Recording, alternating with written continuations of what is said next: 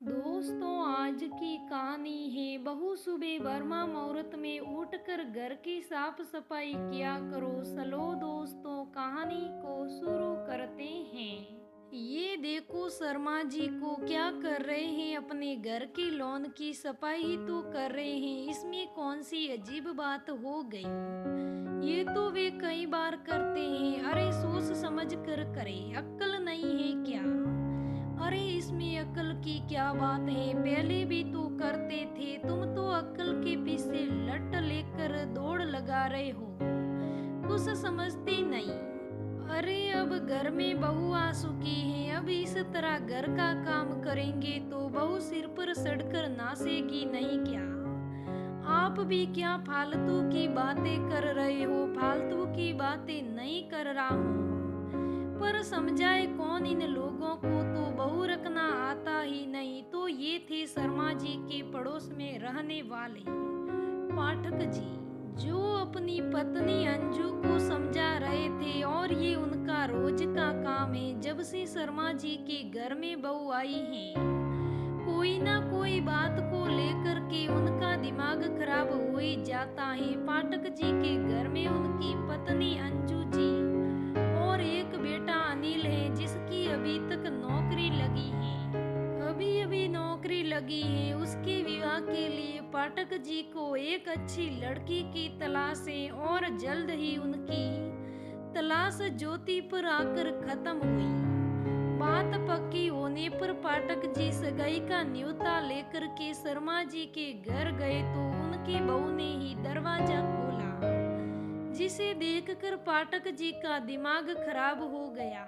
कारण सिर्फ इतना कि बहू ने सूट पहन रखा था और सिर पर पल्ला भी नहीं ले रखा था। वहां से तो जैसे तैसे न्योता देकर घर आए, और घर आकर फिर शुरू हो गए। इन लोगों को तो बहू रखना आता ही नहीं है। किस तरीके से कि घर में बहू घूम रही है, कोई शर्म लिहाज भी नहीं कि आस पड़ोस से कोई बड़ा बुजुर्ग घर पर आया है। अब क्या हुआ? अंजू जी ने पूछा। क्या बताऊं, ना तो बहू ने साड़ी पहनी थी और न ही सिर पर पल्ला था।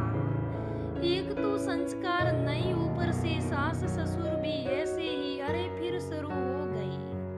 शर्मा जी के घर की पुराण लेके बहुत काम है, छोड़ो इन सब को। यह कहकर अंजू जी अपने काम में लग गई, और साथ ही साथ ये सोचने लगी कि जब खुद की बहू आएगी तब क्या होगा। यहाँ तो ससुर ही सास बन के बैठा है। खैर सगाई का सारा काम अच्छे से हो गया। अब अंजू जी शादी की तैयारियों में लग गई, क्योंकि शादी में सिर्फ 1 महीने का समय शेष रह गया। लेकिन अभी भी पाठक जी का वही आलाप अंजू जी ने कई बार समझाने की कोशिश की, पर हालत वही। अनिल ने कहा, मम्मी छोड़ो, आप ध्यान मत दो, अपने आप शुभ हो जाएंगे। कल को घर में जो बहू आएगी उसके साथ भी ऐसा करेंगे तो अच्छा थोड़ी ना लगेगा। उसे भी तो थोड़ी आजादी चाहिए ना। अंजू जी ने कहा, जो होगा देखा जाएगा, आप टेंशन मत लो मम्मी। अनिल ने कहा। नियत तिथि पर अनिल और ज्योति का विवाह हो गया। ज्योति बहू बनकर घर में आ गई। 2-3 दिन तो रस्में रिवाजों में ही निकल गए। लेकिन ये क्या, अंजू जी तो कुछ कहती नहीं, और पाठक जी नए नए नियम जरूर लेकर आते। बहू सिर पर पल्ला रखा करो, सूर्य उदय से पहले ही घर की साफ सफाई हो जानी चाहिए, वर्मा मुहूर्त में उठना चाहिए, आदि आदि न जाने कितने नियम थोपते रहते थे। इतने नियम की अंजू जी भी जब बहू बनकर आई थी तब उन्होंने भी नहीं माने होंगे।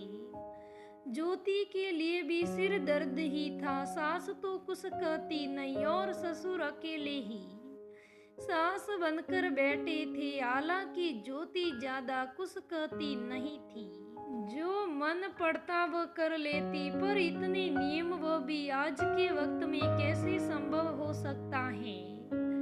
एक दिन यूं ही अंजू जी ने अनिल से कहा कि बेटा कुछ तो करो। इस तरह से तो काम नहीं चलने वाला। सुबह सुबह ब्रह्मा मुहूर्त में उठकर ना करके घर की साफ सफाई करना, वह भी इतनी ठंड के मौसम में। अरे बहू भी तो इंसान है, कोई जानवर थोड़ी ना है, उसे भी ठंड लगती है। दूसरे दिन अनिल ज्योति को उसके मम्मी पापा से मिलाने के लिए ले गया, पर जब आए तो अकेला ही आया। पाठक जी ने पूछा कि बहू कहाँ है? तो अनिल ने कहा कि मैं उसे वहीं छोड़ आया हूँ। क्यों? पापा कितने नियम कायदे जो खुद भी कभी नहीं माने, वह भी आप उसे मनवाने की कोशिश कर रहे हो। सोचा था बहू भी घर की सदस्य है, पर आपने कभी माना नहीं, इसलिए छोड़ आया हूँ। क्या बकवास कर रहे हो? नियम कायदे मानने के लिए ही होते हैं, और बहुओं को तो नियम मानने ही चाहिए। नहीं पापा, जो नियम खुद ना माने जाए उसे कम से कम किसी से मनवाने का हक तो किसी को नहीं। लेकिन कुछ नहीं पापा, बस ये मेरा फैसला है। ऐसा कहकर अनिल अपने कमरे में चला गया। अंजू जी ने पाठक से कहा, अभी तो बहू गई है, शुक्र मनाओ तुम्हारा बेटा तुम्हारे पास है। ये क्या कर रही हो? तुम सही तो कर रही हो, अभी तक उसका दिमाग फिरा नहीं है, नहीं तो बहू को लेकर खुद अलग हो जाता। तुम भी मुझे समझने की कोशिश क्यों नहीं कर रही हो? मैं सब समझ रही हूँ, पर हम बहू लाए थे, कोई जानवर नहीं जो रिंग मास्टर बनकर उसके सिर पर बैठे रहे हो। वो भी इंसान है। शायद तुम सही कर रही हो। फिर अब क्या करना है? करना क्या है, खुद में ही बदलाव करना पड़ेगा। हाँ तो एक काम करो, बदलाव बाद में करना। बहू कब से बाहर खड़ी है, उसको अंदर बुला लो। अच्छा तो तुम दोनों माँ बेटे मिलकर मेरे साथ नाटक कर रहे हो? सॉरी पापा, करना पड़ा, आखिर परिवार समझाना भी जरूरी है। कहकर अनिल हंसने लगा। पाठक जी ने बाहर से अपनी बहू को बुला लिया, और उसके बाद भी नियम कायदे रहे थे, लेकिन सख्त नहीं थे, खुलकर जीने की आजादी थी। दोस्तों, आज भी कई घरों में ऐसे दकियानुसी सोच वाले लोग बहुत बैठे हैं, जो अपनी बहुओं पर न जाने कितने नियम कायदे थोपते रहते हैं। दोस्तों, ऐसा बिल्कुल नहीं करना चाहिए। आखिर बहू भी तो इंसान है, कोई जानवर नहीं है। तो दोस्तों, ये आज की कहानी कैसी लगी मुझे कमेंट करके जरूर बताइएगा। अगर आपको मेरी कहानी अच्छी लगी